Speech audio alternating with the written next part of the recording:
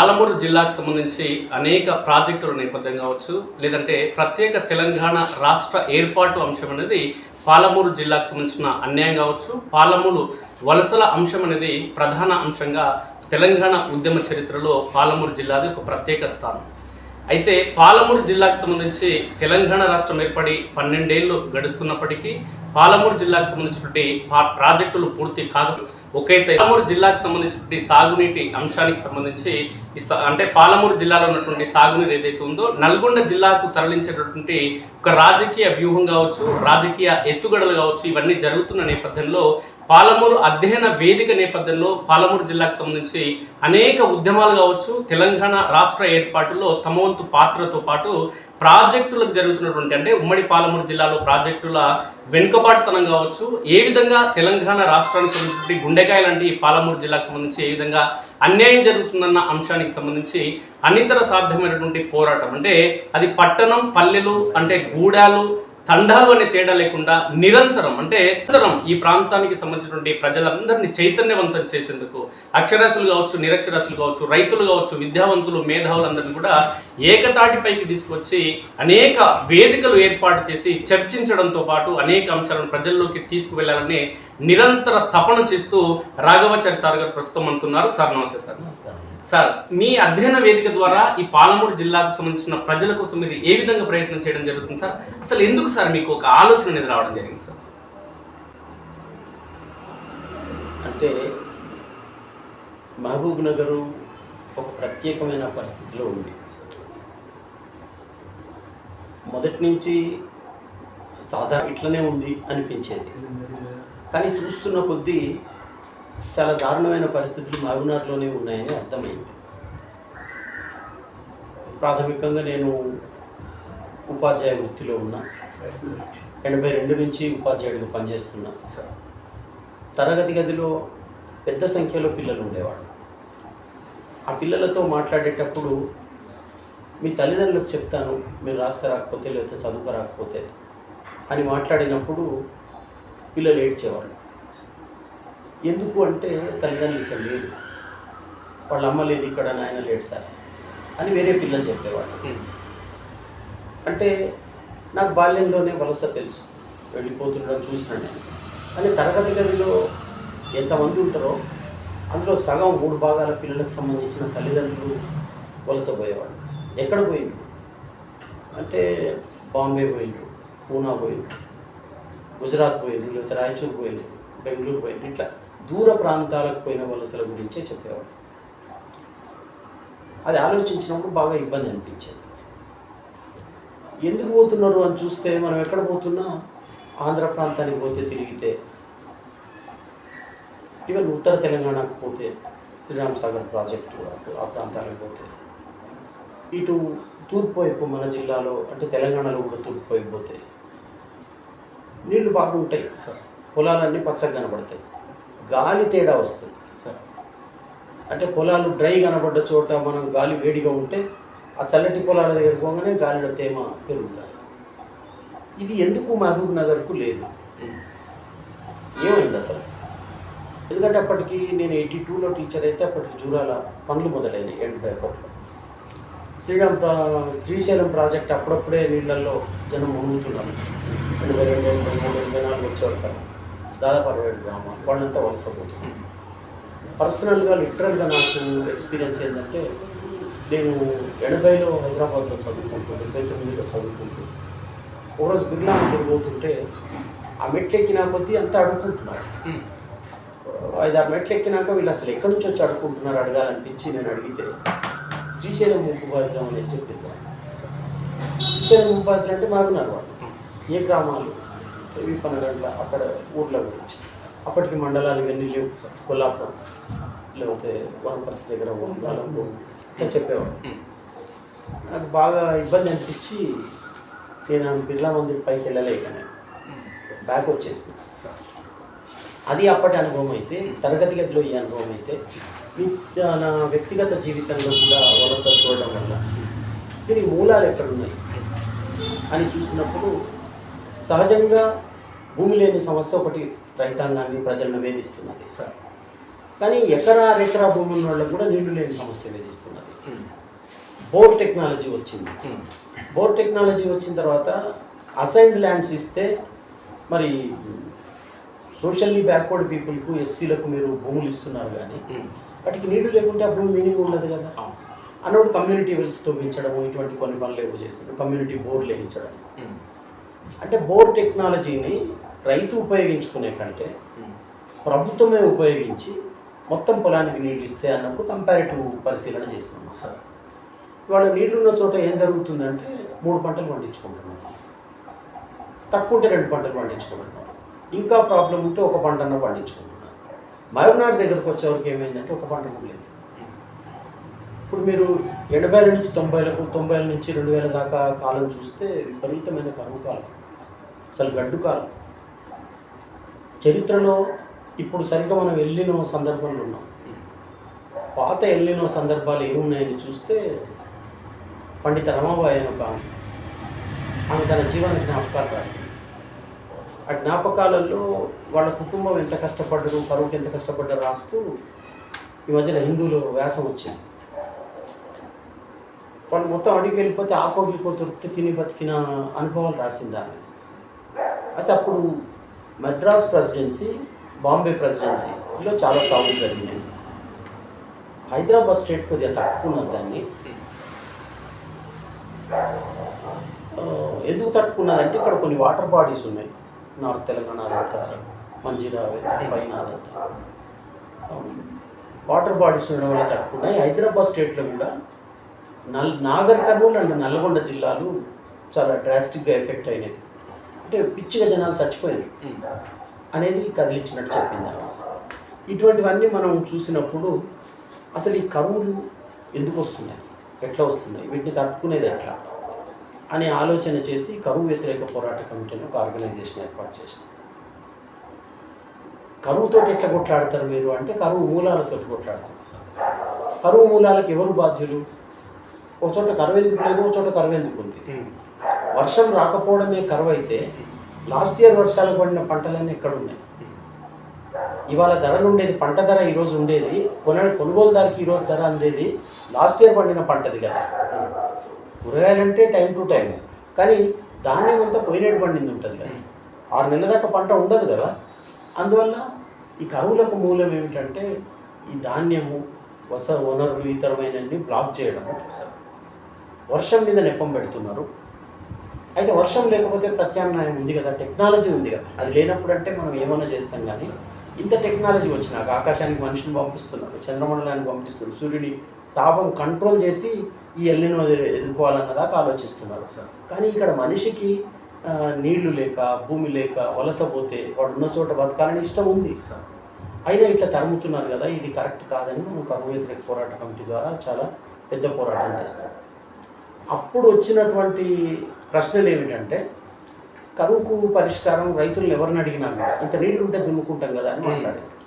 ఆత్మహత్యల కుటుంబాల దగ్గర, ఆకలి చావుల కుటుంబాల దగ్గర, వలసపోయి ఏడ్చే కుటుంబాల దగ్గర అడిగితే నీళ్లుంటే మేమెందుకు పోతాం దేశాలు పట్టుకోనని మాట్లాడింది. ఎన్నో మినిట్స్ రాసుకున్నాను సార్. అన్నప్పుడు వలసలు ఆగాలంటే భూమికి నీళ్లు ఉండాలి. ఇప్పుడు భూమి లేని వాడు వలసపోవడం అనేది, ఆ భూమికి నీళ్లు ఉంటే నేను కూడా ఊళ్ళో పని చేసుకుంటా అని మాట్లాడుతున్నారు వాడు. కూలి అక్కడ 300 ఇస్తారని పోతున్నాం, ఈడ కూడా డిమాండ్ చేస్తాం, ఇక్కడ పనే లేదు కదా అని కూలీలు కూడా మాట్లాడినారు. అది ప్రాక్టికల్ విషయం. ఇది అందని వాళ్ళు వేరే మాట్లాడతారు. ఈ రెండు చూసిన తర్వాత అసలు నేల మీద పని జరగాలంటే భూమికి నీళ్ళు ఉండాలి అనే ఒక అంశం తీసుకొని మాట్లాడితే ఒక పెద్ద ప్రశ్న వచ్చింది. ఆ ప్రశ్న ఏమిటంటే అసలు నీళ్లు జిల్లాలకు పంచరు, రాష్ట్రాలకు పంచుతారు. అంటే మరి జిల్లాలకు పంచరు, రాష్ట్రాలకు పంచుతారంటే మరి ఇక్కడ మహబూబ్నగర్లో 40 లక్షల ఎకరాల భూమి ఉంది, రంగారెడ్డి జిల్లాలో 15 లక్షల ఎకరాల భూమి ఉంది, కొంత తీసేసినా 50 లక్షల ఎకరాల భూమి ఉంది, సాగుకు అనుకూలమైంది 40 లక్షల ఉంది 2 జిల్లాలకు కలిసి. అన్నప్పుడు ఈ భూమికి నీళ్లు లేకుండా తెలంగాణలో 1 కోటి ఎకరాలకు నీళ్ళు ఎక్కడ వచ్చినట్టు? కనుక ఈ భూమికి నీళ్లు కావాల్సిందే. పంచకపోతే నీళ్లు లేవంటే మరి మాకు ఇవ్వకుండానే నీళ్ళు అయిపోయినాయి. భూమి కదా ఉంది, నేనంటే మనిషిగానే ముట్టకపోవచ్చు, కానీ భూమి ఉంది కదా, భూమికి నీళ్ళు ఇవ్వాలి కదా పంచినోడు. కనుక మేము మళ్ళీ పంచమని అడుగుతామని చెప్పినాము. అంటే వాళ్ళు ఎట్లా పంచుతారు? నీకు జిల్లాకు పంచారు నీళ్ళు, అప్పుడు మనం ఏం చేసినామంటే కరువు వ్యతిరేక పోరాట కమిటీగానే ప్రయత్నం చేస్తూ కృష్ణానదీ జలాల పునఃపంపిణీ ఉద్యమం అని ఒకటి చేసినాం. ఈ కృష్ణానదీ జలాల పునఃపంపిణీ ఉద్యమం అన్నప్పుడు ఇది మళ్ళీ పంచడం అసాధ్యం అంటే బచావ్ ట్రిబ్యునల్ అంతా స్టడీ చేసినాం. స్టడీ చేస్తే ప్రభుత్వానికి కేటాయించిన నీళ్లను ప్రభుత్వం వాడుకోవడంలో అడ్డంకులు లేవు దాంట్లో. ఆంధ్రప్రదేశ్ మొత్తంలో వాళ్ళు నీళ్ళు వాడచ్చు. మరి వాడలేదు అంటే ఇది పొలిటికల్ కారణమే. ఇదిగా ట్రిబ్యునల్ ఆంధ్రప్రదేశ్కి ఇచ్చింది నీళ్ళు. ఆంధ్రప్రదేశ్ ఎక్కడ వాడాలి నీళ్లు అంటే తన నేలలో ప్రతి ఎకరాకి నీళ్ళు ఇచ్చేటట్టు వాడాలి. వాడతలేరు అంటే రాజకీయ వివక్ష అన్నప్పుడు ఈ రాజకీయ వివక్షను ఎదుర్కోవాలంటే ఏం కావాలి? మనకు కూడా ఒక పొలిటికల్ ఎంటిటీ అంటే పొలిటికల్ ఇది కావాలి అని ఆలోచన చేసినప్పుడు మాకు కూడా నీళ్లు పంచాలంటే మీరు నీళ్లు పంచకపోతే మేము గట్టి పోరాటం చేస్తామని చెప్పాల్సి వచ్చింది. అందుకు కరువు వ్యతిరేక పోరాట కమిటీ నేను టీచర్గా పనిచేస్తున్నప్పటికీ కూడా అందరినీ కొంచెం కూడగట్టి ఆ రోజుల్లో రాఘుల రామరెడ్డి కూడా ఈ ప్రయత్నంతో ఆయన కదులుతున్నాడు. ఒకసారి ఆయనతో కలిసి మాట్లాడినప్పుడు నేను అనుకుంటున్నా బుధానం సుబ్బారావు ఇంట్లో మీటింగ్ పెడుతున్నాను, నేను కూడా వస్తానని చెప్పి అక్కడ మీటింగ్ జరిగింది. సర్వదేవ పవన్ నాగర్ కర్నూలులో జరిగి నాగం జనార్దన్ రెడ్డి ఇట్లాంటి వాళ్ళందరూ వచ్చిండ్రు చాలామంది. ఇది 94-95లలో జరిగిన విషయం. 94 జరిగితే అక్కడ జలసాధన సమన్వయ సమితి అని ఒకటి ఏర్పాటు చేసినాం. ఈ జలసాధన సమన్వయ సమితి ద్వారా వర్క్ మొదలుపెట్టినాం. చాలా సంఘాలను కలిపినాం, వ్యక్తులను కలిపినాం. దాంతో ఇక ఉద్యమం మొదలైంది. ఆ టెంట్లు బీకేసిండ్రు, కేసులు పెట్టిండ్రు, అయినా పోరాడి టెంట్లు కాపాడుకోవాల్సి వచ్చింది. ఈ ఉద్యమంలో పనిచేస్తూనే ఒక రకంగా అలసిపోయి ఇంటికి పోయి రాఘుల రామరెడ్డి చనిపోయాడు. ఆయన మెమోరియల్ మీటింగ్ పెట్టినాం. ఆయన చర్చ, ఆయన ఏమీ ప్రశ్నలు లేవనెత్తిండో పెట్టినాం. ఆయన ఉన్నప్పుడే మేము చేసిన ఆలోచన ఏంటంటే ఎన్టీ రామారావు అధికారానికి వచ్చింది ఇక 95లో సెప్టెంబర్లో రాష్ట్రం ఉంటేనే నీళ్ళు వస్తాయంటున్నారు, ఉన్న రాష్ట్రమేమో నీళ్ళు ఇస్తలేదు, మీరు మాకు నీళ్ళు ఇవ్వకపోతే మేము తెలంగాణ పోరాటం స్టార్ట్ చేస్తాం అని ఎన్టీ రామారావుకు ఒక బహిరంగ లేఖ రాసినాం. ఆ లేఖ వేలాది ప్రతులు అచ్చువేసి మొత్తం ఉమ్మడి మహబూబ్నగర్ పంచింది. కరువు సమస్య మీద కూడా ఒక బుక్లెట్ అది తీసుకురావడం, ఈ స్కీమ్స్ అప్పటికిగా ఏమేమి ఉన్నాయనేది ఇంజనీరింగ్ విభాగాల్లో పరిశీలిస్తే కల్లుకుర్తి ఎత్తిపోతల, నెట్టెంపాడు ఎత్తిపోతల ఇటువంటి పేర్లు మాత్రం రికార్డులో చర్చలో ఉన్నాయి సార్. వీటికంటే చిన్న చిన్నవి పెద్ద మారూరు, చిన్న మారూరు, నది అంచున లిఫ్టులు, ఈ శ్రీశైలంలో మునిగిన తర్వాత నీళ్లు బ్యాక్ వాటర్ నుంచి తీసుకునేవి చిన్న చిన్న అన్నీ ఉన్నాయి. మక్తలు ఇదంతా రివర్ వెంట, భీమా, కృష్ణ, తుంగభద్ర వీటి వెంట ఇవన్నీ చేయాలంటూనే ఈ కల్వకుర్తి లిఫ్టు, అటు నెట్టెంపాడు లిఫ్టు చేయాలి, మాకు నికర జలాలతోటి కేటాయింపులు చేయాలి అని నికర జలాల లెక్కలు, నీళ్ళ లెక్కలు ఇవన్నీ కూడా చూసి చేయాల్సి వచ్చింది. అట్లా తెలంగాణ పోరాటాన్ని మనం మహబూబ్నగర్లో ప్రారంభించాం. నాగర్ కర్నూలు జిల్లాలోనే ప్రారంభమైంది సార్. ప్రధానంగా సార్ ఈ పాలమూరు జిల్లాకు ఈ సాగునీటి విషయంలో జరుగుతున్నటువంటి ప్రధానమైన నష్టం ఏంది సార్? అంటే మీరు ఇన్ని సంవత్సరాల పాటు మీరు చేసినటువంటి పోరాటం కావచ్చు, మీరు చేసినటువంటి అధ్యయనం కావచ్చు, మీరు గుర్తించినటువంటి నిజాలు ఏంటి, అసలు ఏం జరుగుతుంది పాలమూరు జిల్లా? అది చాలా మంచి విషయము. ఈ అన్వేషణ అంతా మహబూబ్నగర్కి ఏం జరుగుతుంది అనేది ఈ అన్వేషణ. దీంట్లోంచే మనం అర్థం చేసుకున్నది ఏమిటంటే అసలు మహబూబ్నగర్ తల మీద భీమా నది వాడుతుంది సార్. అది ఉత్తరం వైపు నుంచి దక్షిణానికి ప్రవహిస్తుంది. అట్లా చూస్తే నైరుతి వైపు నుంచి కృష్ణా నది వస్తుంది. ఈ రెండు కలుస్తాయి సార్. తుంగభద్ర నది కూడా పడమటి నుంచి నైరుతి నుంచి వస్తూ అలంపూర్ దగ్గర కృష్ణాలో కలుస్తుంది సార్. మన దగ్గర దుందుబి నది వాడుతుంది, ఊకశెట్టి వాగన ఒకటి వాడుతుంది సార్. అంటే మహబూబ్నగర్ జిల్లా గ్రామాలను మనం ఒకవేళ పరిశీలించి వాటి 200 ఏళ్ళు 300 ఏళ్ళ వెనుకకు పోయి గ్రామాలను చూస్తే అవి ఏదో ఒక వాగు చూసుకొని ఏర్పడ్డ గ్రామాలు. దుందుబి కావచ్చు, ఊకశెట్టి కావచ్చు, కృష్ణా, తుంగభద్ర ఇవి ఏమన్నా కావచ్చు, కాక ఇక్కడి నుంచి వచ్చాయి. ప్రతి ఊరంచున ఏదో ఒక వాగు ఉండడం, అక్కడ ఊళ్ళో ఏర్పాటు చేసుకోవడం జరిగింది. ఆ దశ దాటింది, వాళ్ళ జనాభా పెరిగింది, నీటి వాడకంలో టెక్నాలజీ పెరిగింది. దీని అన్నింటినీ దృష్టిలో పెట్టుకొని మనం ఈ కృష్ణానది లెవెల్స్ చూస్తే మన జిల్లాలోకి కృష్ణానది ప్రవేశించే చోట 350 మీటర్ల ఎత్తు ఉంటుంది సముద్రం మట్టానికి. మన జిల్లా దాటిపోయే చోట 220 మీటర్ల ఎత్తు ఉంటుంది. కనుక మనం ఏం చేసినామంటే 220 మీటర్ల ఎత్తు నుంచి గుడిపల్లి గట్టుకు తీసుకుంటే అది 450 లెవెల్స్ దాకా ఉంటుంది.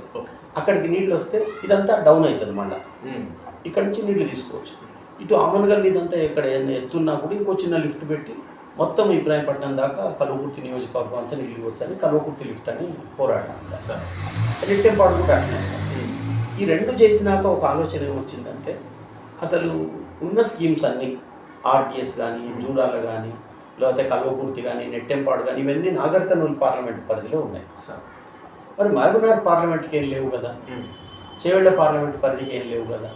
అక్కడ కూడా నీళ్ళు ఇవ్వాలంటే 350 లెవెల్ నుంచి నది ఒంటరి అయ్యే 350 లెవెల్ నుంచి 675 షాద్నగర్ లెవెల్కి తీసుకపోతే ఒక 300 మీటర్ల పైకి తీసుకపోతే ఇక్కడేమో 200 మీటర్ల పైకి తీసుకొచ్చినాం సార్. అక్కడ ఒక 300 మీటర్ల పైకి తీసుకపోతే మొత్తం జిల్లా అంతా నీళ్ళు వార్తని ఎత్తిన పోసుకున్నాడు అని షాద్నగర్ ఎత్తిపోతాలని అడిగినాం. ఇట్లా దీనిలాగానే దాంట్లోకి ఇంజనీర్లు ఎంటర్ అయినరు, వాళ్ళు ఆలోచించారు. షాద్నగర్ ఎత్తిపోతారు కాదు, రంగారెడ్డి కూడా నీళ్ళు పోతాయి కదా షాద్నగర్ పోతే, వాళ్ళు కూడా పోరాటంలోకి వస్తే వాళ్ళకు కూడా ఒక విశ్వాసం కలిగితే నిజంగా ఆ ప్రాంతం కూడా ఎడారైపోతుంది కదా, కనుక దీన్ని పాలమూరు రంగారెడ్డి అందామని ఇంజనీర్లు ప్రతిపాదించారు. వ్యక్తిగతంగా నేను కొంత అపోజ్ చేసిన. అంటే రంగారెడ్డికి నీళ్ళు వద్దని కాదు, షాద్నగర్ అనే డెస్టినేషన్ ఉంటే అక్కడికి నీళ్లు తీసుకపోతే కదా మొదలు అందరికీ అందుతాయి. ఈ షాద్నగర్ మరుగుపడిపోతుందేమో. రంగారెడ్డి అంటే విశాలం కూడా, ఇబ్రాహీంపట్నం రంగారెడ్డి, ఈ తాండూరు కూడా రంగారెడ్డి, కనుక ఇది అసలు ఇది మరుగుపడుతుంది. పాలమూరు రంగారెడ్డి కల్వకుర్తి లిఫ్ట్ లాగా ఉండాలని చెప్పేసి మాట్లాడి తర్వాత అది పాలమూరు రంగారెడ్డి అనాల్సి వచ్చింది. చాలా కాలం ఫైట్ చేసిన తర్వాత విఠలరావు ఎంపీ తోటి గట్టి గొడవ పడితే ఆయన తీసుకుపోయి లెటర్ రాజశేఖర రెడ్డికి ఇవ్వడం, ఆయన ఎండార్స్మెంట్ చేయడం. 2009 ఎన్నికలు అప్పుడు సంతకం చేసి నేను అది టేకప్ చేస్తా. అంటే కళలుగానే ధైర్యం ఉండాలన్నా. అంటే సామాన్యులకు కళలు ఉంటాయి, వాళ్ళు కళలు అంటారు సార్. ఇప్పుడు మా ఎర్రవల్లి వాళ్ళు ఇది మా ఊరు ముంచొద్దని కలగంటుంది సార్, కానీ ప్రభుత్వం ఏది ఊరు ముంచుతా అంటుంది. అంటే ఒక పేదవాడి కళను, ఒక సామాన్యుడి కళను నెరవేర్చే అధికారం ఏమైనా చేతులు ఉందో వాడు సరైన కలగంటే జనానికి న్యాయం జరుగుతుంది. మాకు పాలమూరు రంగారెడ్డి చేపట్టాలని మీరు కలగానండి, మాకుంది ఆ కళ, మేము పోరాడుతున్నాం దాని కొరకే, మీరు కలగనకపోవడం వల్ల మాకు సమస్య వచ్చిందని రాజశేఖర రెడ్డికి జవాబు చెప్పాల్సి వచ్చింది సార్. అట్లా మనకు పాలమూరు రంగారెడ్డి అనేది ఆయన చనిపోయిన తర్వాత కిరణ్ కుమార్ రెడ్డి ఉన్న పీరియడ్లో జీవో వచ్చింది. అది జరిగింది. ఈ మధ్యలో ఇది జరుగుతున్న 2013లో వచ్చింది పాలమూరు రంగారెడ్డి జీవో. అది జరుగుతున్నప్పుడే ఇక్కడ ఏం చేసిందంటే నల్గొండ జిల్లా నుంచి శ్యాంప్రసాద్ రెడ్డి, సత్తిరెడ్డి ఇట్లాంటి ఇంజనీర్లు అందరూ కొంత బ్యాచ్ బయలుదేరి ఒక ప్రపోజల్ తయారు చేశారు. డిండి లిఫ్ట్ అనే ప్రపోజల్ తయారు చేస్తారు. డిండి లిఫ్ట్ ప్రపోజల్ తయారు చేస్తే దాన్ని మనం వ్యతిరేకించాం. ఎందుకు వ్యతిరేకించాల్సి వచ్చింది అని కూడా ఎవరైనా అడగాలి. అదే మనకి ఇది కాదు సార్. వాళ్ళు ఏం చేసిందంటే డిండి లిఫ్ట్ ప్రపోజల్ తయారు చేసినప్పుడు ఎస్ఎల్బిసి కాలువ నుంచి నీళ్ళు బయటికి రాగానే మన్నెవరిపల్లి రిజర్వాయర్లో పడతాయి, అక్కడ ఒకటి కడతారు. ఆ నీళ్లను లిఫ్ట్ చేసి కొంచెం పైకే లిఫ్ట్ చేసి సిద్ధాపురం దగ్గర ఇంకోటి కడతారు. దాన్ని మిడ్ డిండి అంటారు. ఎత్తి దీంట్లో పోస్తారు. ఈ డిండిలో మిడ్డిండిలో ఎత్తిపోసిన నీళ్ళన్నీ మళ్ళీ తీసుకొచ్చి డిండిలో ఇప్పుడున్న డిండిలో పోస్తారు. దాన్ని చాలా ఎత్తు పెంచుతారు, 30 TMCల లెవెల్ పెంచుతారు. పెంచితే ఏమవుతుంది, ఇదివరకే ఒక 5 గ్రామాలు మహబూబ్నగర్ జిల్లాలో మునిగినవి ఇప్పుడు మళ్ళీ ఏమవుతాయంటే అవి ఇంకొక 12 గ్రామాలు మునిగితాయి. అప్పుడు మేము ఆలోచన చేసి ఆ 12 గ్రామాలకు తిరిగి స్కూళ్ళు తిరిగి టీచర్లకు, పిల్లల ద్వారా తల్లిదండ్రులకు, ఊర్ల సెంటర్లలో పోస్టర్లు అది వేసేవరకల్లా జనాల్లో ఒక పెద్ద కదలికి వచ్చి వాళ్ళందరూ పోయి ఎమ్మెల్యే తోటి గొడవ పడ్డారు. ఆయన ఎమ్మెల్యే పెద్ద పట్టించుకోలేదు. కానీ తర్వాత రోజులలో దాన్ని అడగాల్సి వచ్చింది సార్. అట్లా 2007 నుంచి దాన్ని వ్యతిరేకిస్తూ వస్తుంటే తెరాస గవర్నమెంట్ తెలంగాణ వచ్చిన తర్వాత దాన్ని ఇంకా అగ్రెసివ్గా అమలు చేసేందుకు ముందుకు వచ్చింది. అప్పుడు గోలబాల ఎమ్మెల్యే ఉన్నాడు, ఆపోజిషన్ వంశీకృష్ణ ఉన్నాడు. ఆయన ఒక పెద్ద ఊరేగింపు అది ఇదంతా చేసి వివాదమైంది. అసెంబ్లీలో కేసీఆర్ చెప్పాడు, 2 జిల్లాల వాళ్ళని కూర్చోబెట్టకుండా నేను ఇది అమలు చేయను, మీతో మాట్లాడతా, ఇద్దరిని కూర్చోబెట్టి మాట్లాడతా అని చెప్పిండు. ఇది అయితే లేదని చెప్పిండు. అయినా పనులు జరిగినాయి సార్. శివన్నగూడెం నుంచి సింగరాజపల్లి దాకా అనేక రిజర్వాయర్లు కట్టింది. గోకారం కట్టడానికి కూడా ఇక్కడ షెడ్లు వేసిండ్రు. ఆ ఊరి వాళ్ళు రివోల్ట్ అయ్యి అవి తీసేస్తే వెనుకకు పోయిండ్రు. మన జిల్లాలో పనులు ఆగినాయి.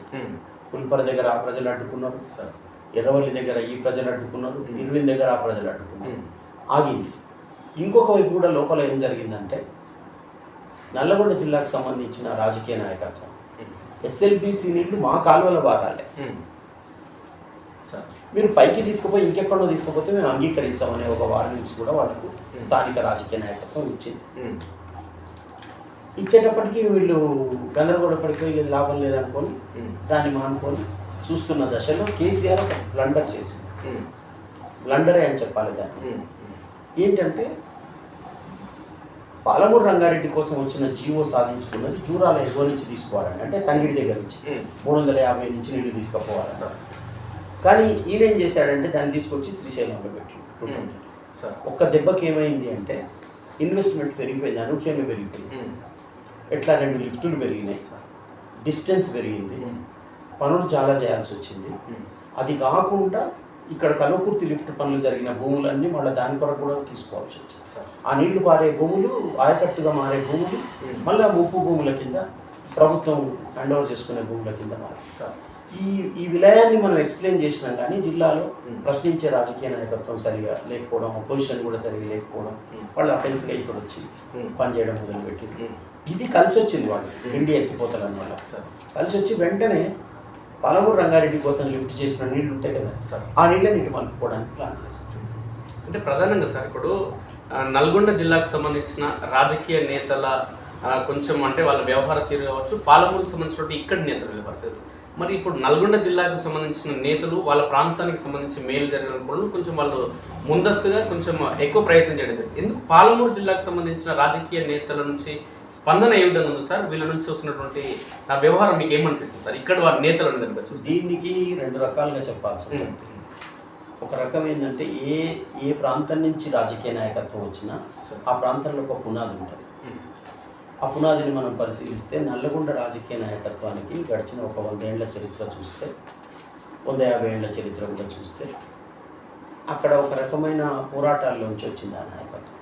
తెలంగాణ అది సాయుధ పోరాటం జరిగింది సార్, ఆ ఫ్యూడలిజాన్ని ఎదుర్కొనే ఒక పోరాటంలోంచి వచ్చింది అది.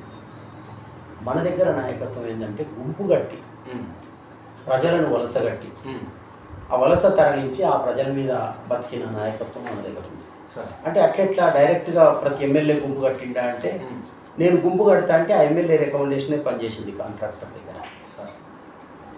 ఒక 100 ఏళ్ల పాటు 40 ఏళ్ల తర్వాత, ఇంకా 1925 తర్వాత sir Osmania university construction, Hyderabad Musi construction, Hussain Sagar construction, Golconda construction, అవన్నీ సందర్భాలలో నిజాం నవాబే ఇక్కడ రాజులతోటి లేబర్ను తెప్పించుకునేవాడు సార్. సంస్థానాల రాజులు కొల్లాపూర్ నుంచి గద్వాల దాకా వీళ్ళు లేబర్ను పంపించేవాళ్ళు, చెంచులను ఎవరినంటే వాళ్ళని పంపించేవారు. ఆ 2వ దశలో గుంపు మేస్త్రీలు, గ్రూప్ మేస్త్రీలు, కాంట్రాక్టర్లు ఒక విషవలయం తయారయ్యి 1000 మందిని పంపించారు.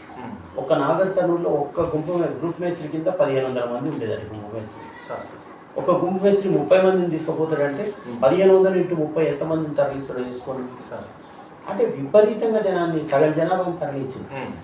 ఆ వలస మీద, ప్రజల మానవ వ్యాపారం మీద జీవించినటువంటి ఒక రాజకీయ నాయకత్వం మహబూబ్నగర్లో తయారైంది సార్.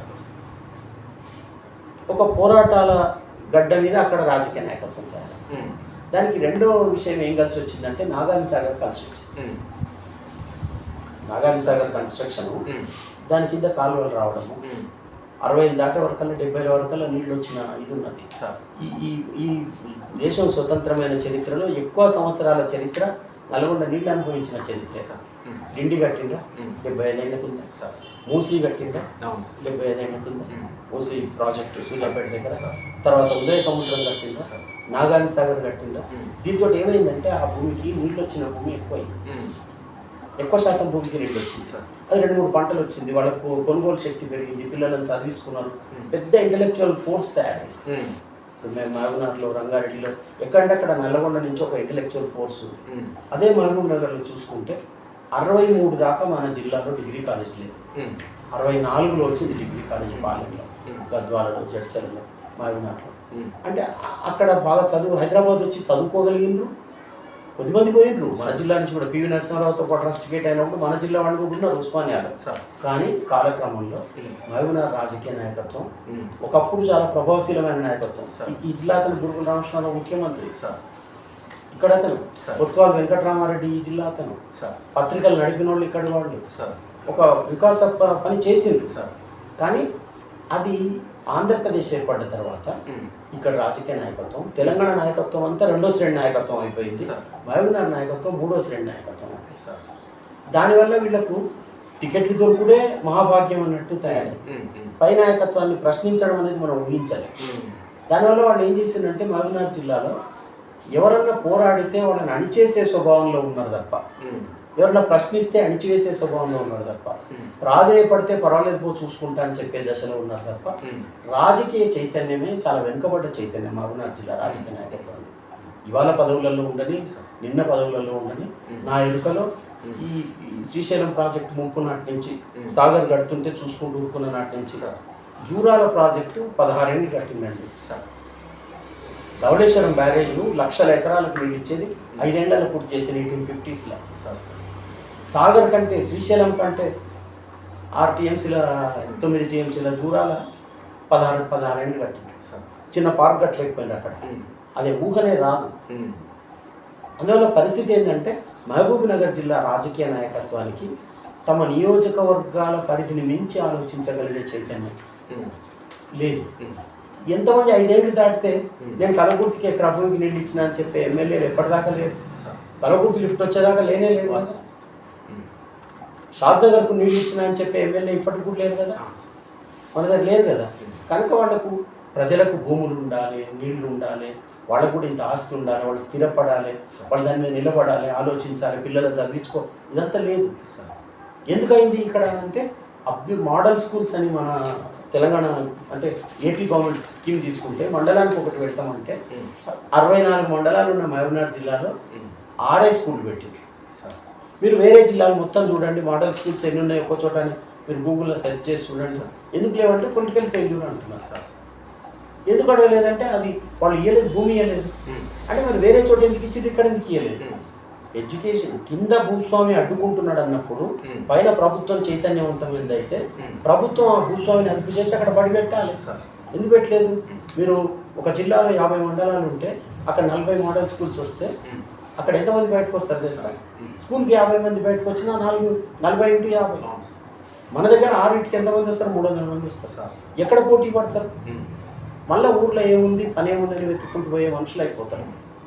ఇప్పుడు మనకది ఇట్లా ఇదంతా ఈ వైరుధ్యం అంతా మనకు అర్థం కాక ఏమవుతుందంటే నేను ఇట్లా సఫర్ అయిపోతున్నా, మమ్మల్ని ఎస్సీలను ఇట్లా చూస్తున్నారు, బీసీలను ఇట్లా అని కమ్యూనిటీ వైజ్ ఆలోచిస్తున్నాం. కానీ ఒక రీజన్గా మహబూబ్ నగర్, ఒక ప్రాంతంగా మహబూబ్ నగర్, ఉప ప్రాంతంగా మహబూబ్ నగర్లో ఉన్న అన్ని కులాల, అన్ని మతాల అందరు ప్రజలు వేరే జిల్లాలతో పోలిస్తే కొనుగోలు శక్తిలో, చదువులో, ఆస్తిలో, అవకాశాలలో, ఆగ్రహంలో, అడిగే దాంట్లో వెనుకబడి ఉన్నారు.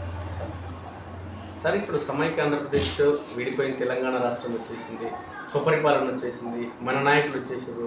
వాస్తవంగా చెప్పాలంటే తెలంగాణ రాష్ట్రం ఏర్పడిన తర్వాత ఈ ఎలక్షన్లు జరిగిన ప్రతిసారి అప్పుడు టీఆర్ఎస్ కానీ ఇప్పుడు కాంగ్రెస్ కానీ వన్ సైడ్ మెజారిటీ పాలమూరు జిల్లా ప్రజలు ఇవ్వడం జరుగుతుంది. అంటే ఓట్లు వేయడం జరుగుతుంది కానీ నాయకులు అనేది ప్రజలకు చేయడం లేదు. ఈ మార్పు అనేది ఎప్పుడు అంటే సమీప భవిష్యత్తులో, ఎందుకంటే కొన్ని దశాబ్దాల పాటు చూసారు. ఇది కూడా ఒక మంచి అబ్జర్వేషన్. మేము చాలా కరపత్రాల్లో రాసింది అంటే మహబూబ్ నగర్లో ఎక్కువ మంది ఎమ్మెల్యేలు ఏ పార్టీకి వస్తే ఆ పార్టీ రూల్ చేస్తుంది అనేది కూడా ఆంధ్రప్రదేశ్లో ఆనాడు ఉండింది, ఇవాళ తెలంగాణలో కూడా ఉంది. సింపుల్ మన పొలిటికల్ కాన్షియస్నెస్ను పరిశీలించడానికి సార్ ఇక్కడ వీళ్ళు ఉన్నారు కదా, 206 రోజులు అవుతుంది ఏది ఎర్రవల్లిల నిరాహార దీక్షలు. ఎంతమంది కూర్చుంటుండ్రు, ఎంతసేపు కూర్చుంటుండ్రు, ఎట్లా ఉన్నారు ఏమిటి అనేది కాదు. ఒక విషయం మీద మనుషులు 200 రోజుల పైబడి రోజు ఆరాట పడుతున్నారంటే దాన్ని పట్టించుకోవాల్సిన బాధ్యత ఎవరిది? ఖచ్చితంగా ప్రజాప్రతినిధులు, ప్రభుత్వాన్ని. వాళ్ళ ఇంటెలిజెన్స్ విభాగాలు ఏం చేస్తున్నాయి సార్? వాళ్ళు చేస్తున్న డిమాండ్ తప్ప, వాళ్ళు లేవనెత్తిన ప్రశ్న తప్ప, వాళ్ళ నినాదం తప్ప ఏమి తప్పు అంటే ఇది వదిలేస్తారా మీరు? మీరు వదిలేస్తే మిమ్మల్ని వదిలేస్తారు కదా, వాళ్ళు దేహి అని అడుక్కొని రోజు తిరుగుతుంటే మేము అశక్తులం అని చెప్పేసి రాజకీయ నాయకులు మాట్లాడితే మీరు ఎందుకు ఉన్నది అంటే మహబూబ్ నగర్లో ఇప్పుడు మేము తాజాగా ఉమ్మడి మహబూబ్ నగర్ పెండింగ్ ప్రాజెక్టుల సాధన జేఏసీ అని ఏర్పాటు చేసినాం. UMPPSJAC అని ఎందుకు చేసినామంటే ఆనాడు జలసాధన సమన్వయ సమితి ద్వారా కల్వకుర్తి లిఫ్టో ఇంకోటో ఐక్య సంఘటన పోరాటాలతో సాధించుకున్నాం. తెలంగాణ ఉద్యమంలో భాగం చేసి పాలమూరు రంగారెడ్డి సాధించుకున్నాం. సార్ మొత్తం మీరే చేసిందంటే చేయలే, జనం చేసిండ్రు, చాలామంది చేస్తేనే అయింది. అయితే రాజకీయ నాయకులు మాట్లాడేటప్పుడు మేము కాస్త మౌనంగా ఉన్నాం. అదే విషయం మాట్లాడినాం. సార్ వాడు మాట్లాడే తప్పితే మళ్ళీ లేపినాం. అంటే ఒక కోడి కూత లాంటి పాత్రే మేము నిర్వహించినాం అనుకుందాం. కానీ అది అట్లా చేస్తే ఇవాళ పరిస్థితి ఏమవుతుంది? మొత్తం గెలిపిస్తే ఇవాళ మొత్తం జేఏసీ తరఫున తిరిగినాం మేము. సార్ ప్రాజెక్టులు తిరిగినాం, ప్రతి చోట ప్రజలను కలిసి మాట్లాడినాం. ఏమనుకుంటున్నారంటే కల్వకుర్తి లిఫ్ట్ అయింది కానీ డిస్ట్రిబ్యూటర్ లేవు, పొలాలకు నీళ్ళు లేవు, కల్వకుర్తి దాకా నీళ్ళు రాలేదు. నిరంజన్ రెడ్డి ఇంకో చొరవ చేసి నీళ్ళు రాకుండా మలుపుతారు. సరే, ఎమ్మెల్యే స్థాయి లీడర్స్ ఒక ఎత్తులో ఉంటే ఇప్పుడు తెలంగాణ ఉద్యమ సమయంలో కేసీఆర్ ఇక్కడ పాలమూరు జిల్లా నుంచి ఎంపీ కావడం, నేను కనుక గెలిస్తే లేదంటే నేను పార్లమెంట్లో మన తెలంగాణ గలాన్ని వినిపిస్తానని చెప్పడం ఒక ఎత్తు అయితే, మన పాలమూరు జిల్లాకు సంబంధించిన మన నల్లమల్ల ముద్దుబిడ్డ అని చెప్పినట్టు రేవంత్ రెడ్డి ఈరోజు తెలంగాణ రాష్ట్రానికి ముఖ్యమంత్రి అయిన క్రమంలో మీకేమనిపిస్తుంది సార్? అంటే ఇప్పుడైనా కనీసం ముఖ్యమంత్రి అయింది కాబట్టి పాలమూరు జిల్లాకు సంబంధించిన ప్రాజెక్టులు పూర్తవుతాయని ఒక నమ్మకం కానీ ఒక ఆలోచన మీకు అనిపిస్తుంది సార్? ఎందుకంటే ఒక దశాబ్దాల పాటు అనేక మంది ముఖ్యమంత్రులు కావచ్చు, అనేక మంది పదుల సంఖ్యలో ఎమ్మెల్యేలను చూసారు, అనేక మంది మంత్రులను చూసారు, అనేక మంది రైతులను కావచ్చు, వాళ్ళ స్వభావాన్ని చూసిన ఈ తరుణంలో మీకేమనిపిస్తుంది సార్? అంటే మహబూబ్ నగర్కు నిర్దిష్టంగా హామీలు ఇచ్చి ఎన్టీ రామారావు ఏం చేయలేదు, చంద్రబాబు నాయుడు ఏం చేయలేదు. ఒకడు రాళ్ళు వాతే ఒకడు ముక్కలు వాతుంది. రాజశేఖర రెడ్డి వచ్చేటప్పటికి మనం ఒక అనివార్యత కలిగించింది. తెలంగాణ ఉద్యమం అందుకు ఒక అనివార్యత కలిగించింది. మహబూబ్నగర్లో కరువు వ్యతిరేక పోరాట కమిటీ ఒక అనివార్యత కలిగించింది. ఆయన కొన్ని స్కీమ్స్ 2005లో ప్రారంభించాల్సి వచ్చింది. అవి అసంపూర్తిగానే ఉన్నాయి, ఇప్పటికి కూడా పూర్తి కాలేదు. ఆ తర్వాత వచ్చిన ముఖ్యమంత్రి కిరణ్ కుమార్ రెడ్డి వచ్చి వాటిని డెడికేట్ చేసిపోయాడు. అవి ఇన్కంప్లీట్ ఉన్నాయనేది అనుకోలేవాళ్ళు. ఒక పంపు 2 పంపులు దుంకిచ్చి వెళ్ళిపోయారు. ఇది 2012లో 13లో జరిగింది. 14లో తెలంగాణ వచ్చింది. మధ్యలో కేసీఆర్ ఎంపీ అయ్యాడు. వాళ్ళు అడిగినారు, సార్ కేసీఆర్ పోటీ చేయకముందే మహబూబ్నగర్లో నిలబడాలనుకుంటున్నాడు, మీ అభిప్రాయం చెప్పండి. నిలబడితే మంచిదే అంటే గెలుస్తాడా బాగా అంటే కరీంనగర్లో గెలిచినట్టు గెలవడు. మహబూబ్నగర్ ప్రజలు దెబ్బతిని ఉన్నారు, ఎవరిని నమ్మే పరిస్థితి లేదు. రామారావునే ఓడగొట్టిండు. అయితే ఈయన ఓడిపోడు, తెలంగాణ ఉద్యమం కారణంగా గెలుస్తాడు కానీ మెజారిటీ సరిగా రాదని చెప్తున్నాడు. వ్యక్తిగతంగా నన్నే అడిగింది, సార్ ఇంకెవరినో అడిగింటారు వాళ్ళు, కానీ నేనైతే మెజారిటీ రాదు గెలుస్తాడని చెప్పి ఇంకో మాట ఏం చెప్పినంటే, బూర్గుల రామకృష్ణారావు ముఖ్యమంత్రి ఉన్నాడు, మహబూబ్ నగర్ జిల్లా నుంచి ఆయన ముఖ్యమంత్రి. ఆనాడు తెలంగాణను మనం కోల్పోయినాం, ఆంధ్రప్రదేశ్ ఏర్పాటు వీళ్ళే తీర్మానాలు పెట్టి. ఇవాళ ఒకవేళ కేసీఆర్ ఇక్కడ నుంచి ఎంపీ అయితే, కేసీఆర్ ఇక్కడ ఎంపీగా ఉన్నప్పుడు తెలంగాణ వస్తుంది, ఆ అనివార్యత ఏర్పడుతున్నది. దానికి 2 కారణాలు. ఒకటి, తెలంగాణ పాలకవర్గం మాకు లొంగి ఉంటుందిలే అనే నమ్మకం కేంద్రానికి కలుగుతున్నది. పెద్దగా వీళ్ళు చేయి దాటిపోవడం, వస్తే వచ్చే రాష్ట్రం అని అనుకుంటారు. ఆ అనివార్యత ప్రజలంతా అడుగుతున్నారు సార్, పాలకవర్గం అంతా అడుగుతున్నది సార్ ప్రజల ఒత్తిడి వల్ల. కనుక పాలకవర్గం ఎప్పుడైనా పాలకవర్గం దిక్కే ఉంటుంది. మనకేదో ఏమో జరిగిపోతుంది మొత్తం అన్నట్టు ఏముండదు కనుక వాళ్ళకి ఆ నమ్మకం వస్తుంది, తెలంగాణ ఏర్పడుతుంది సార్. ఇది ఇప్పుడు జరిగితే ఎవరున్నప్పుడు లీడర్ ఉన్నప్పుడు పోయిందో మళ్ళీ మహబూబ్నగర్ లీడర్ ఉన్నప్పుడే వచ్చింది అనేది ఒక సంతృప్తి మిగులుతుంది, కానీ ఆయనకైతే మెజారిటీ రాదు ఎక్కువ అని చెప్పినాడు. సరే జరిగింది. కేసీఆర్ ఏం చేసి ఉండాల్సిందంటే, సార్ మహబూబ్నగర్ ప్రజలు ఎంపీగా నన్ను గెలిపించింది, వాళ్ళు చాలా దెబ్బతిన్న ప్రజలు, వాళ్ళు గెలిపించిన వాళ్ళను ఉద్ధరించాలి, అందుకు నా పదవిని ఉపయోగించాలి అని ఆయన ప్లాన్ చేసి కాళేశ్వరం కంటే ఎక్కువ శ్రద్ధ పాలమూరు రంగారెడ్డి మీద పెట్టి ఉండాల్సింది.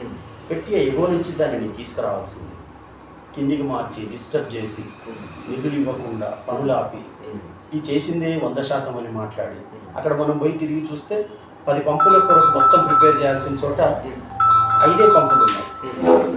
5 పని చేస్తే మీరు 100% ఎట్లయితుంది అంటే, పంపుల పరంగా మీరు 50-60% కంటే ఎక్కువ పని చేయలేదు. రిజర్వాయర్ల పరంగా మీరు 60-70 పనుల కంటే ఎక్కువ చేయలేదు. కాలువల పరంగా జీరో వర్క్, లక్ష్మీపల్లి పరంగా జీరో వర్క్. కనుక ఇది చేయలేదు. ఇట్లా చెయ్యకపోవడం ఏదైతే ఉందో ఇది సరైన పద్ధతి కాదు. కేసీఆర్ పాలన 9 ఏళ్ల పైబడి నడిచి మహబూబ్నగర్కు అన్యాయం చేసింది. ఎందుకంటే అసలు ఈ కాలంలోనే అటు ఆంధ్ర వైపు నీళ్లు తీసుకునే పనులు ఆ గవర్నమెంట్ చాలా చేసినాయి. కర్ణాటక వాళ్ళు చేసుకున్నారు. మన గవర్నమెంట్ లేనందుకే నష్టమవుతుందంటే ఒక గవర్నమెంట్ వచ్చినాక ఒక వాల్యుబుల్ కాలాన్ని, ఒక విలువైన కాలాన్ని, అంటే ఒక పేషెంట్ను మనం హాస్పిటల్ తీసుకపోతే ఒక్కోసారి అక్కడ పోయేటప్పటికి కింది మీద అయ్యే పరిస్థితి ఉంటుంది. ఏమంటారు, మీరు ఒక గంట ముందు తెచ్చి ఉంటే ప్రాణం కాపాడుతుంటే మీరు లేట్ చేసింది, అందరు బాధపడిపోతారు. అట్లా ప్రాణాలు కాపాడేలాంటి సమయం మహబూబ్నగర్ ప్రాణాల మీదకి వచ్చి ఉన్న ప్రాంతం. ప్రాణాలు కాపాడే సమయంలో మీరు పేషెంట్ని అక్కడ పెట్టి వైద్యం చేయకుండా 9 ఏళ్ళు ఆపింది. అట్లా చూస్తే కేసీఆర్ చేసిన కాలం ఏదైతుందో అది ఒక రకంగా ద్రోహం చేసినట్టే అనుకోవాలి. అందువల్ల మాకు కూడా చాలా ఆగ్రహం కలిగింది. ఈ గవర్నమెంట్ రాహుల్కి ఓడిపోవాలన్న దాకా అనిపించింది. అనిపించడం వల్ల జరిగిన కృషిలో గవర్నమెంట్ మారింది, కాంగ్రెస్ గవర్నమెంట్ వచ్చింది. మనం అల్ప సంతోషం, చిన్న చిన్నదానికి సంతోషపడతాం. రేవంత్ రెడ్డి మహబూబ్నగర్ నుంచి గెలిస్తే కూడా సంతోషపడ్డాం. కానీ జూన్లో రేవంత్ రెడ్డి గెలిచిన తర్వాత జూన్లో షాద్నగర్లో మీటింగ్ పెట్టినప్పుడు లక్ష్మీపల్లి కావాలంటుంటే అక్కడ చాలా స్పష్టంగా చెప్పింది ముఖ్యమంత్రి గారు, నేను నల్లమల బిడ్డను, చాలా ధైర్యంగా వచ్చిన, చాలా సాహసం చేసినానని మీరు చెప్తున్నారు. ఇది చాలా మంచిది, దానికి ఏమి ఇది లేదు. కానీ మహబూబ్నగర్ ప్రజల గౌరవాన్ని కాపాడేటట్టుగా మీరు ముఖ్యమంత్రిగా పనిచేయాలి. మహబూబ్నగర్కు తల వంపులు తెచ్చేటట్టుగా మీరు చేయకూడదు. చేసినప్పుడు మేమే మీ పని విధానంలో లోపం ఉంది, మీరు తప్పు చేస్తున్నారు అని మేమే మందలించే పరిస్థితి వస్తుంది. అట్లాంటిది మీరు తెచ్చుకోకూడదు అని కూడా నేను ఇమీడియట్గా అక్కడ మాట్లాడాను. ఆయనకు వచ్చిన వెంటనే డిసెంబర్లో వస్తే జనవరిలో, ఫస్ట్ వీక్ ఆఫ్ జనవరి తర్వాత ఇంకొక 6 నెలలకు మళ్ళీ మొగిలిగిద్దకు ప్రత్యేకంగా 150 years అని వస్తే అక్కడ అప్పటికి ముందుకొచ్చిన ఈ సమస్యలన్నీ రికార్డ్ చేసి గోకారం రిజర్వాయర్ అవసరం లేదు, పాత చెరువు కట్టండి చాలని చెప్పి, గొల్లపల్లి రిజర్వాయర్ కట్టే పని లేదని చెప్పేసి ఇక్కడ ఏం చేయాలి, వాస్తవంగా గట్టు ఎత్తిపోతలు ఎట్లా చేపట్టాలి, ఆర్డిఎస్ నీళ్ళు ఎట్లా తీసుకురావాలి, ప్రతి స్కీమ్ని ఎక్స్ప్లెయిన్ చేసి ఆయనకు లెటర్లు ఇచ్చిన. అట్లా కన్స్ట్రక్టివ్గా పనిచేయాలి. ఒక వాటర్ కమిషన్ వేయండి తెలంగాణలో, ఏ జిల్లాకి ఎన్ని నీళ్లు ఉన్నాయి, ఏ మండలానికి ఎన్ని నీళ్లు ఉన్నాయి, ఎక్కడ నీళ్లు లేవు, నీళ్లు లేని ప్రజల జీవన పరిస్థితి ఎట్లుందో తెలియడానికి అది అవకాశం ఏర్పడుతుంది. ఒక వాటర్ కమిషన్ వేయండి, ఇరిగేషన్ కమిషన్. ఆ కమిషన్ వేయలేదు, నిర్దిష్టంగా ప్లాన్ చేయలేదు. అసలు ఒక విలువైన కాలాన్ని కేసీఆర్ పోగొడితే రేవంత్ రెడ్డి కూడా తక్షణం జూరాల నుంచి నీళ్ళు తీసుకునే ఒక పెద్ద స్కీమ్ను దీన్ని 2 భాగాలు చేయమన్నాం మేము. ఒక భాగం కిందికి తెచ్చింది కదా, దీన్ని ఒక భాగం అనుకోండి, రెండో భాగం అక్కడ చేయండి. మిషన్లు ఏమైనా ఉంటే అక్కడ ఎత్తి పెట్టుకోవచ్చు, అదేం పెద్ద పని కాదు.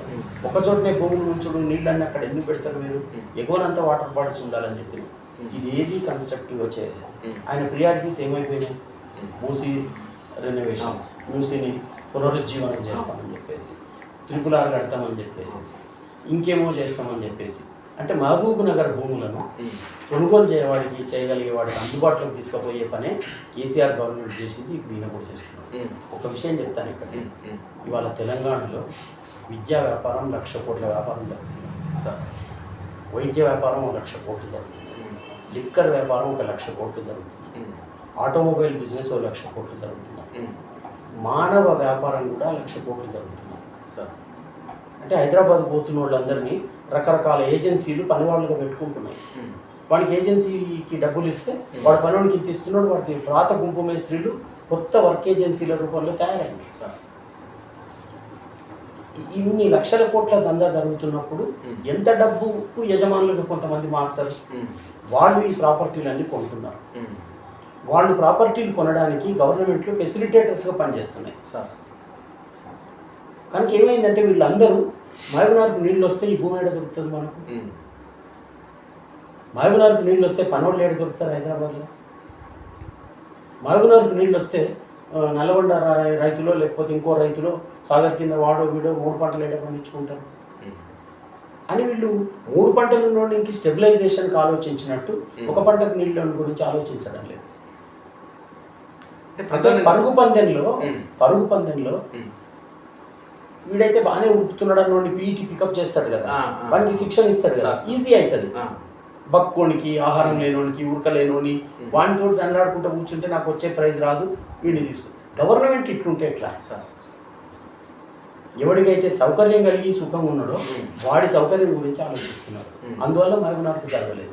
విధానం దగ్గరనే మహబూబ్నగర్కి అన్యాయం జరుగుతున్నారు. పాలసీ మేకర్స్ కూర్చున్నప్పుడు ఎస్ ఫస్ట్ మహబూబ్నగర్కు నీళ్లు ప్రతి ఎకరాకి ఇచ్చేటట్టు ప్లాన్ తయారు, ఇంజనీర్లు ఎక్కడని చెప్తున్నారు.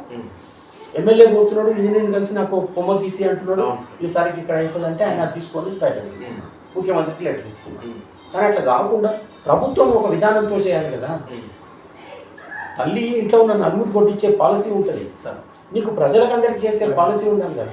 అది లేక పాలసీ పరంగా అంటే ఒక పొలిటికల్ వైఫల్యము, విధానపరమైన వైఫల్యము, రాజ్యాంగపరంగా బాధ్యతాయుతంగా వ్యవహరించకపోవడము, వీటన్నిటి కారణంగా మహబూబ్నగర్ అనేది ఇవాళ వదిలేసిన ప్రాంతంగా, అంగట్లో అమ్మ అంటే ఎవరి గుట్టు బిడ్డ అని అంటారు కదా, మాది చెప్తారు కదా, అట్లా మహబూబ్నగర్ మిగిలింది. దీన్ని వాడుకోవడానికి ఉపయోగిస్తున్నారు తప్ప దీన్ని బాగుపరచడానికి ఉపయోగించడం లేదు. నా క్వశ్చన్ ఏంటంటే మీ ఓరియంటేషన్ మారాలి. మీరు తల్లి నన్ను దగ్గర తీసుకుంటే చంపడానికి తీసుకుందా, ఎందుకు తీసుకుందా అనే ప్రశ్న ఉంటుంది కదా, బిడ్డకు అర్థమవుతుంది. అట్లా మహబూబ్నగర్ బిడ్డలకు అర్థమవుతున్నది. అయినా ఏం చేస్తున్నారంటే ప్రతిసారి ఏమో ఈసారి చేయకపోతున్నా వాడు అని మొత్తం మారుస్తున్నారు. మీరు చూడండి కావాలంటే 2 సార్లు ఇచ్చిన ఉద్యమం రాగానే మొత్తం మార్చి పారేసింది. ఇవాళ 9 మంది ఎమ్మెల్యేలు మహబూబ్నగర్లో కొత్త వాళ్ళు ఎమ్మెల్యేలు. పాత ఎమ్మెల్యేలు ఏం బాటలు వేస్తున్నారు? సంపాదించుకోవడం ఎట్లా? వీళ్ళకి వచ్చిన శిక్షణ ఏంటి? సంపాదించుకోవడం ఎట్లా? కొంతమంది 9 మంది ఎమ్మెల్యేలు వచ్చినప్పుడు ఎస్ ఇక్కడ ఉన్న సమస్యలు ఏంటివి, మహబూబ్నగర్లో మనం ఏం చేయొచ్చు, ఒక్క మీటింగ్ పెట్టుకున్నారా వాళ్ళు? ఒకటి పెట్టుకోరు. అంటే పాలిటిక్స్లో ఉన్నవాడు పరిస్థితిని మార్చడానికి మాట్లాడాలి, మార్చడానికి పనిచేయాలి. వాళ్ళది బలం కాదు, టికెట్ ఇచ్చినోడిది బలం కాదు, ఓటేజ్ గెలిపించినోడిదే బలం. అది మీకు తెలుస్తలేదు. కనుక పొలిటికల్ సిస్టమ్ అంతా కూడా ఇవాళ బాగా ఒక అంటే ప్రజానుకూలమైన సంకల్పం లేని రాజకీయ నాయకత్వం తయారైంది సార్. వాళ్ళ వల్ల మహబూబ్నగర్ ఇబ్బంది పడుతున్నారు. వ్యక్తిగతంగా రాఘవాచారి కావచ్చు, లేదా పాలమూరు అధ్యయన వేదిక కావచ్చు, ఇవాళ ఉమ్మడి మహబూబ్నగర్ పెండింగ్ ప్రాజెక్టుల సాధన జేఏసీగా కావచ్చు, మనం అడిగేది ఏంటంటే మీరు ప్రేమించండి, ఫస్ట్ సార్ ప్రజలను ప్రేమించండి, వీళ్ళ కష్టాలు ఎందుకున్నాయని ఆలోచించండి. మీకున్న రాజకీయ అధికారాన్ని ప్రజలు ఇచ్చిన నిధులు మీ దగ్గర ఉన్నాయి కనుక వాళ్ళను చెడు అలవాట్లకు ఇంకా దేనికో బలి చేయడం కాకుండా, వాని బతుకు వాడు బతికేటట్టు కాకుండా మేము బతికించగలుగుతున్నాం, మా ప్రజలు మేము చూసుకోగలుగుతున్నాం అనే ఒక విశ్వాసంతో మీరు పనిచేయండి. చేసి మహబూబ్నగర్లో ఇప్పుడు ఈ భూమికంతా నీళ్ళు వస్తే ప్రతి 6 పంటలకే ఇవ్వండి మీరు సార్. అంత వరేసుకోవాలని మేము అంటలేము. అంత 6 పంటలు సఫిషియెంట్గా పండించుకోనివ్వండి. పొలంలో పని దొరుకుతుంది మనిషికి. కొందరు అంటున్నారు డబ్బులు ఇచ్చి ఊరుకోవచ్చు, డబ్బులు ఇస్తే అయిపోతుంది కదా జనానికి. అంటే ఇప్పుడు ఎర్రవల్లి గ్రామాన్ని అక్కడ కూర్చోబెట్టి మీకు అందరికి డబ్బులు ఇస్తామని ఎన్ని కావాలి చెప్పండి. మీ భూమి ఉంటుంది, మునిగింది మునుగుతుంది, లేచేది లేస్తుంది, మీరు ఎక్కడ మీకు ఎన్ని డబ్బులు ఇస్తామంటే డబ్బులు ఏం చేస్తారు? పని కావాలి కదా మనిషికి. వాటి రెక్కలతోటి, వాడికి 2 రెక్కలు ఒకటే నోరు ఉంది సార్. మనిషికి నోరు ఒకటే ఉంది, 2 చేతుల పని చేస్తాడు, ఒక నోటితో తిని ఒక చేత పట్టి సమాజానికి పెడతాడు. కష్టం చేసేటోడు పెట్టకపోతే మనం ఏం తింటాం సార్? మొత్తం బంగారు నగలు జ్యువెలరీలో పెట్టి తయారు చేసి పెడితే ఎవడని తింటాడా? అగో ఆ రైతు అక్కడ కష్టపడితే తింటాడు సార్. కనుక ఇది సరైన పద్ధతిగా ఉండాలనేది మనం చెప్తున్నాము. ఈ విషయం మన రాజకీయ నాయకులకు అర్థమైనప్పటికీ వాళ్ళు తమకు శక్తి లేదనుకుంటున్నారు, ఇంత పని మా వల్ల కాదనుకుంటున్నారు. కానీ ఆలోచించండి, పనిచేయండి, టీం వర్క్ చేయండి. మేమందరం సంఘాలు, ప్రజలు అందరూ బలంగా ఉంటారు. ప్రభుత్వం దాని ఇష్టం వచ్చినట్టు పోయే పద్ధతిని, దాని జర్నీని ఆపండి, ఆపి మీరు సరైన ట్రాక్ మీదకి తీసుకురండి సార్. ఇది మన డిమాండ్. దీంట్లో మనం చేస్తాం సార్. ప్రధానంగా సార్ అంటే ఉమ్మడి పాలమూరు జిల్లాకు సంబంధించి ఈ ప్రాజెక్టుల అంశం కావచ్చు, సమస్యలు కావచ్చు, ఇవన్నీ సమస్యల నేపథ్యంలో సుమారు 4 దశాబ్దాలకు పైగా మీకు నిరంతర ప్రయత్నం అనేది చేయడం జరుగుతుంది. అది సాయంత్రము, ఉదయము, మధ్యాహ్నం అనే తేడా లేకుండా ఎక్కడ సమావేశం పెట్టినా మీరు వెళ్ళడం జరుగుతుంది. ప్రజలను కానీ లేదంటే వివిధ సంఘాలను, విద్యార్థులను మీరు చైతన్యవంతం చేయడం జరుగుతుంది. ఇంత చేస్తున్నప్పటికీ ఈ రాజకీయ నాయకుల నుంచి స్పందన లేకపోవడం, ఈ ప్రజాప్రతినిధుల నుంచి ఈ విధంగా వస్తున్నప్పుడు మీకు ఏమనిపిస్తారు? ఒక్కొక్కసారి నిర్లిప్తత అనేది వస్తుందా? ఎందుకు మనం కూడా ఇది చేయాలనే కోణంలో మీకు ఏమైనా ఆలోచనట్లు వస్తుందా? నిర్లిప్తత అయితే రాదు సార్. ఏమొస్తుందంటే మనం పని చేసేది సరిపోవడం లేదు సార్. ఇప్పుడు తల్లి 101 రోజు కూడా కష్టమైనా సరే పిల్లల ఆకలి తీర్చడానికి ఎఫర్ట్ పెట్టాలనుకుంటుంది కదా. పక్షి ఒక్కొక్క గరకపోతే ఎరుకొచ్చి గూడు కడదు. ఎప్పుడన్నా అలసిపోయి నేను చెప్తానైతే గూడే తయారు కాదు సార్. గూడు కట్టే పిట్ట నాకు ఆదర్శం, గూడు కట్టే తల్లి నాకు ఆదర్శం సార్. అన్నం కడుపుకుంజే రాజకీయ నాయకుడు ఆదర్శం కాదు. అందువల్ల ఏమవుతుందంటే వ్యక్తిగతంగా నేను ఎప్పుడూ నిరాశకు గురైన సందర్భం లేదు. ఒక్కటి అనిపిస్తుంది, రాస్తుంటాము దరఖాస్తు, మళ్ళీ అదే రాయాల్సి వస్తుంది, మళ్ళీ అదే రాయాల్సి వస్తుంది, ఎట్లా అని అనిపిస్తుంది. కానీ మొదలుపెట్టిన తర్వాత ముందు రాసినంతకంటే ఇంకా కొంత వివరంగా ఇంకొంచెం సీరియస్గా రాయడం అవుతుంది. మిత్రులు అంటారు ఇంత పెద్దగా రాస్తావు ఎవరు చదువుతారని చెప్పేసి. అంటే మనం చెప్పదలుచుకున్నది అంతా చెప్పకపోతే నా సంతృప్తి కోసమైనా సరే నేను కంప్లీట్ వర్క్ చేస్తానని అనుకొని నలుగురన్నా చదవరా 1000 కాగితాలు మంచిదే సార్ ఎవరైనా చదువుతారు అని మనం వేల కాగితాలు వేసినప్పుడు కూడా కంప్లీట్ ఆ సబ్జెక్ట్ వరకు కంప్లీట్ చెప్పే పద్ధతి చేసినాం.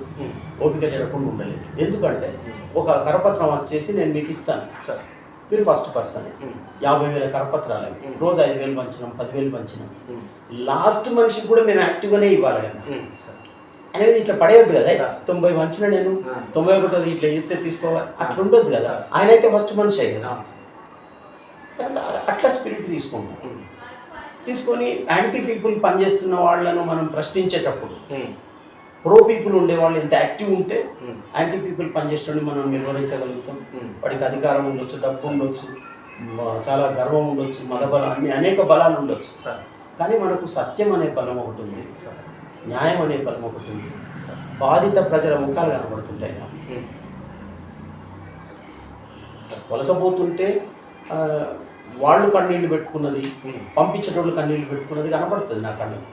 పంట సరిగా రాకపోతే అది పాడైతే రైతు ముఖం కనబడుతుంది.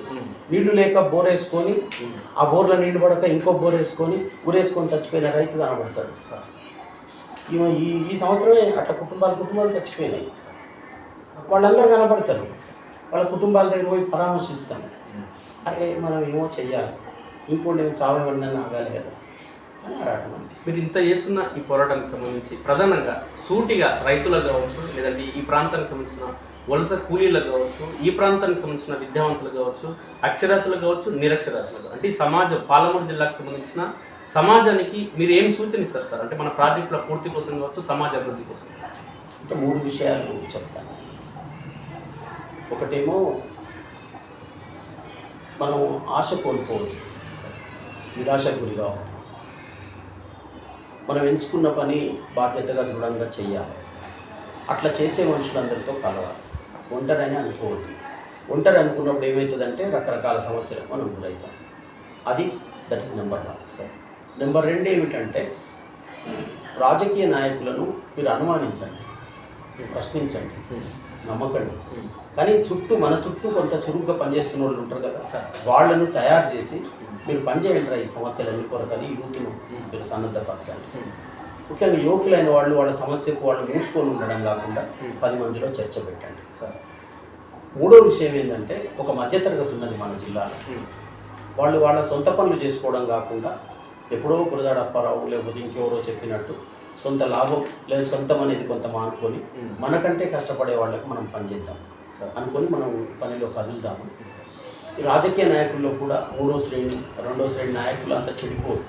ఇప్పుడు పైనుంచి చెడిపోవడం ఎక్కువైపోయి కింది వాళ్ళని కూడా చెడగొట్టి ఊరి వనరులన్నీ బయటికి అమ్ముకుంటున్నారు, బయట వాళ్ళకి ఇస్తున్నారు.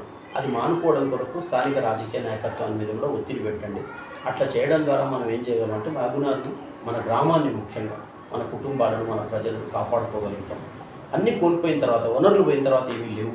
అందువల్ల నీళ్లు పోవద్దని మనం నల్లగొండకు అవకాశాలు చాలా ఉన్నాయి సార్. ఆ అవకాశాలు ఉండగా కూడా మీరు ఇక్కడి నుంచి ఎందుకు తీసుకుంటున్నారు? మీరు నాగార్జునసాగర్ నుంచి 30 టీఎంసీలు కాదు, నాగార్జునసాగర్ 60 టీఎంసీలు తీసుకోండి సార్. అక్కడక్కడ మీరు ఎన్నైనా తీసుకోండి. కర్ణాటక ఎందుకు తీసి ఏడవకండి సార్. వాడు ఎగోడు తీసుకొని పక్కోడు తీసుకొని పోతే మీరు ఇక్కడ సాగర్తో తీసుకోండి సార్. మహబూబ్నగర్కు కేటాయించుకున్న నీళ్లను మీరు తీసుకోకండి సార్. ఈ భూములు ఉంచకండి, రైతులను పాడు చేయకండి అని అట్లా చెప్తున్నాం. ఇది నల్లగొండ నాయకత్వం కూడా, మధ్యతరగతి బుద్ధిజీవులు కూడా దీన్ని అర్థం చేసుకోవాలి. ఇది మాకు వ్యతిరేకంగా మాట్లాడుతున్నారు, మమ్మల్ని తింటున్నారు, ఇట్లా చూడొద్దు. ఇట్లా చూడొద్దు. ఒక న్యాయం మాట్లాడుతున్నాం, మేము న్యాయం వెంట ఉండాలని చూడాలని చెప్పేసి వాళ్ళని కోరుతున్నాం. అందువల్ల మనం ఎప్పటికైనా తప్పకుండా గెలుస్తాం సార్, తప్పకుండా గెలుస్తాం. మహబూబ్నగర్ గెలుస్తుంది. Thank you so much sir, మీ విలువైన సమయాన్ని మాకు కేటాయించినందుకు. రైట్.